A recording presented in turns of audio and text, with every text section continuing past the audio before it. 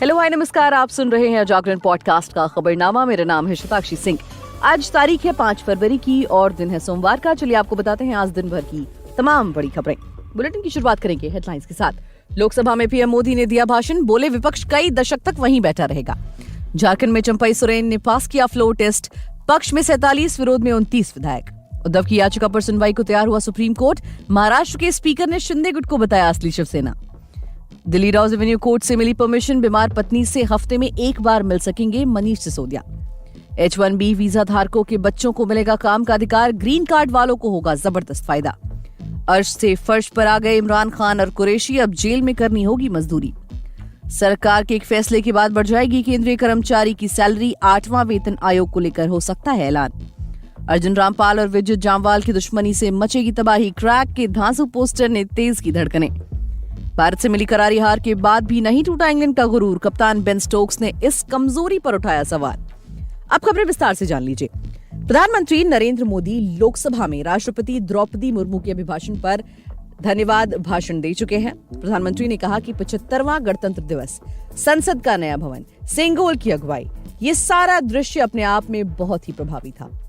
प्रधानमंत्री ने विपक्ष को लेकर कहा कि मैंने जब यहां से देखा तो वाकई इस नए सदन में राष्ट्रपति जी की अगवानी का दृश्य सुखद था।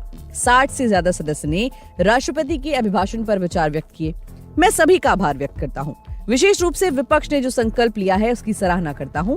उनकी एक एक बात से मेरा और देश का विश्वास पक्का हो गया है कि मैंने लंबे समय तक वहां नहीं रहने का संकल्प लिया है। आप कई दशक तक जैसे वहां बैठते थे वैसे कई दशक तक वहां बैठने का संकल्प लिया है। जनता तो भगवान का रूप होती है, जिस पर आप मेहनत कर रहे हैं। ईश्वर रूपी जनता आपको जरूर आशीर्वाद देगी। आप अगले चुनाव में दर्शक दीर्घा में दिखेंगे। मैं देख रहा हूं आप में से बहुत लोग चुनाव लड़ने का हौसला भी खो चुके हैं। मैंने सुना है सीट बदलने की तैयारी में है। बहुत से लोग लोकसभा की जगह राज्यसभा में जाने वाले हैं। तो इस तरह प्रधानमंत्री ने विपक्ष पर निशाना साधा। वहीं बढ़ चलते हैं झारखंड की तरफ, जहां पर चंपई सोरेन सरकार ने विश्वास मत जीत लिया। 5 फरवरी को करीब 2 बजे हुई वोटिंग में पक्ष में 47 तो विपक्ष में 29 वोट पड़े। भाजपा झामुमो का एक विधायक और एक निर्दलीय गैर हाजिर रहे। वहीं निर्दलीय सरयू राय सदन में थे लेकिन वोटिंग नहीं की। मुख्यमंत्री चंपई सोरेन ने विश्वास मत का प्रस्ताव पेश किया था। स्पीकर ने इस पर चर्चा के लिए 1 घंटे 10 मिनट का समय निर्धारित किया था।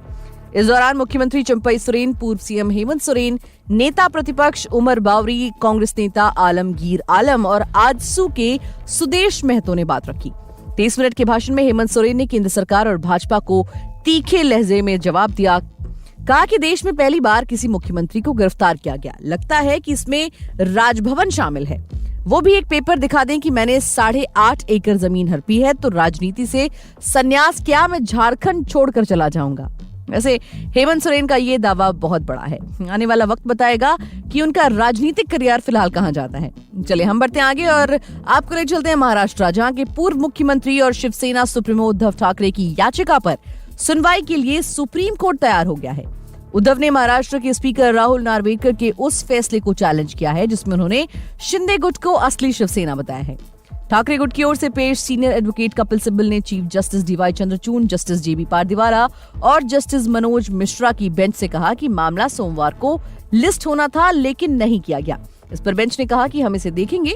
दरअसल शिवसेना नेता एकनाथ शिंदे ने जून 2022 में पार्टी से बगावत की थी। इसके बाद शिंदे ने भाजपा के साथ मिलकर राज्य में सरकार बनाई और खुद मुख्यमंत्री बन गए। इसके बाद शिंदे ने शिवसेना पर अपना दावा कर दिया। ठाकरे गुट का आरोप है कि शिंदे ने असंवैधानिक रूप से सत्ता हथिया ली और असंवैधानिक सरकार का नेतृत्व कर रहे हैं। वहीं दिल्ली की राउज एवेन्यू कोर्ट ने सोमवार को आप नेता मनीष सिसोदिया को कस्टडी पैरोल पर 1 हफ्ते में एक बार अपनी बीमार पत्नी से मिलने की अनुमति दे दी है। इस दौरान डॉक्टर भी उनसे मिल सकेंगे। ये व्यवस्था कोर्ट के अगले आदेश तक जारी रहेगी। कोर्ट ने कहा कि सिसोदिया की नियमित जमानत पर अगली सुनवाई 12 फरवरी को दोपहर 2 बजे की जाएगी। दिल्ली के शराब नीति घोटाले में मनीष सिसोदिया को सीबीआई ने 26 फरवरी 2023 को गिरफ्तार किया था। सिसोदिया ने 1 मार्च 2023 को दिल्ली के डिप्टी सीएम पद से इस्तीफा दे दिया था। उन्हें तिहाड़ जेल में कैद हुए 341 दिन हो चुके हैं। 30 अक्टूबर 2023 को उनकी जमानत याचिका सुप्रीम कोर्ट ने खारिज कर दी थी। विदेशी खबरों की बात करें तो अमेरिका में H1B वीजा धारकों के लिए राहत भरी खबर है। व्हाइट हाउस समर्थित द्विदलीय समझौते के अनुसार लगभग H4 वीजा धारकों को काम का अधिकार प्रदान किया जाएगा, जो H1B वीजा धारकों के पति, पत्नी या बच्चे हैं। इससे बड़ी संख्या में भारतीयों को लाभ मिलेगा। अमेरिकी सीनेट में रिपब्लिकन और डेमोक्रेटिक नेतृत्व के बीच लंबी बातचीत के बाद रविवार को घोषित राष्ट्रीय सुरक्षा समझौता H1B वीजा धारकों के लगभग 2.5 लाख ऐसे बच्चों के लिए भी समाधान प्रदान करता है जो उम्र सीमा पार कर चुके हैं। ये कदम उन सैकड़ों और हजारों भारतीय प्रौद्योगिकी पेशेवरों के लिए अच्छी खबर है जो ग्रीन कार्ड के लिए लंबे समय से इंतजार कर रहे हैं, जिसके अभाव में उनके पति या पत्नी काम नहीं कर सकते हैं और उनके बच्चों को उम्र सीमा पार कर जाने के कारण निर्वासन का खतरा है। ग्रीन कार्ड, जिसे अमेरिका में आधिकारिक तौर स्थायी निवासी कार्ड के रूप में जाना जाता है। वहीं जेल में बंद पाकिस्तान के पूर्व प्रधानमंत्री इमरान खान और पूर्व विदेश मंत्री शाह महमूद कुरैशी की मुश्किलें कम होने का नाम नहीं ले रही। एक ताजा मीडिया रिपोर्ट की माने तो पाकिस्तान तहरीके इंसाफ के दोनों दिग्गज नेताओं को हाई प्रोफाइल कैदी होने के बावजूद जेल के अंदर मजदूरी करनी होगी। पाकिस्तान की एक स्पेशल कोर्ट ने दोनों नेताओं को सिफर मामले में दोषी ठहराते हुए 10 साल जेल की सजा सुनाई है। खान और कुरैशी को रावलपिंडी की अदियाला जेल में रखा गया है। पीटीआई ने द एक्सप्रेस ट्रिब्यून अखबार की रिपोर्ट का हवाला देते हुए बताया कि अदियाला जेल में 71 वर्षीय इमरान खान और 67 वर्षीय शाह महमूद कुरैशी को हाई प्रोफाइल कैदियों के रूप में अलग अलग रखा गया है। वहीं पीटीआई के दोनों शीर्ष नेताओं के जेल में बंद होने से पार्टी मुश्किलों का सामना कर रही है, जबकि 8 फरवरी को देश में आम चुनाव होने हैं। बता दें कि इमरान खान पीटीआई के संस्थापक और अध्यक्ष हैं और कुरैशी पार्टी के उपाध्यक्ष हैं। वहीं केंद्रीय कर्मचारियों को सरकार ने एक बड़ा तोहफा दिया है। दरअसल जनवरी में सरकार उन्हें 50% का महंगाई भत्ता का भुगतान देगी। अब बस कर्मचारियों को केंद्र सरकार के ऐलान का इंतजार है। इस ऐलान के बाद कर्मचारियों को बड़ा तोहफा मिलेगा। दरअसल महंगाई भत्ते के बढ़ जाने के बाद कर्मचारियों की सैलरी में भी इजाफा होगा। ये इजाफा केंद्र सरकार द्वारा बनाए जाने वाले एक नियम के तहत होगा। केंद्रीय कर्मचारियों का महंगाई भत्ता हर 6 महीने में बढ़ेगा। वर्तमान में कर्मचारियों को 46% के हिसाब से महंगाई भत्ता मिल रहा है। अगर जनवरी 2024 में फिर से महंगाई भत्ते में बढ़त होती है तो उन्हें 50% महंगाई भत्ता मिलेगा। हालांकि साल 2016 में डीए को लेकर एक नियम बनाया गया था। इस नियम के अनुसार जैसे ही कर्मचारियों का डीए 50% होगा, वैसे ही इसे शून्य कर दिया जाएगा। महंगाई भत्ते में बढ़त होने के बाद कर्मचारियों की बेसिक सैलरी में जबरदस्त इजाफा होगा। दरअसल साल 2016 में 7वां वेतन आयोग लागू किया गया था, तब महंगाई भत्ते को शून्य कर दिया गया था। इससे कर्मचारियों को ये फायदा हुआ कि उनके डीए को उनकी बेसिक सैलरी में जोड़ दिया गया। मनोरंजन जगत की बात करें तो आदित्य दत्त के डायरेक्शन में बनी क्रैक फरवरी के आखिर में रिलीज हो रही है। कुछ दिन पहले आउट हुए शानदार टीजर के बाद ही ऑडियंस की निगाहें फिल्म की रिलीज डेट पर है। हीरो की रोल के लिए पहचाने जाने वाले अर्जुन रामपाल बड़े पर्दे पर एक्शन हीरो विद्युत जामवाल के साथ पंगे लेते नजर आएंगे। लेटेस्ट पोस्टर फैंस की धड़कनें बढ़ाने के लिए काफी है। एक्शन से भरपूर क्रैक साल 2024 की मच अवेटेड फिल्मों में से एक है। एक बार फिर विद्युत जामवाल एक्शन अवतार में दिखाई देंगे।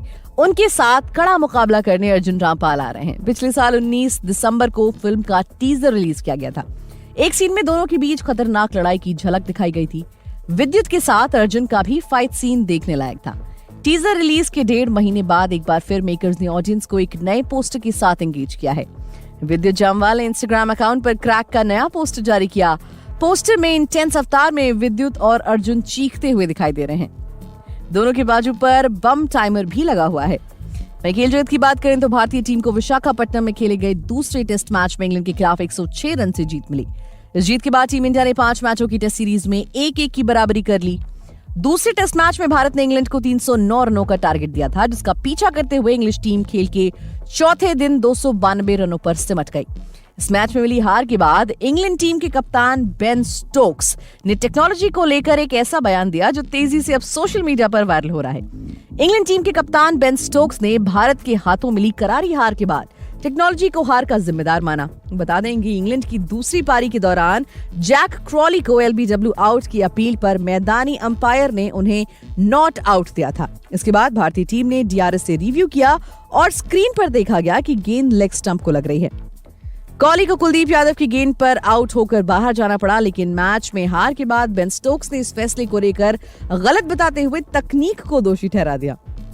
तो आज के लिए फिलहाल इतना ही। देश और दुनिया की तमाम खबरों को जानने के लिए जुड़े रहिए हमारे साथ और सुनते रहिए जागरण पॉडकास्ट का खबरनामा।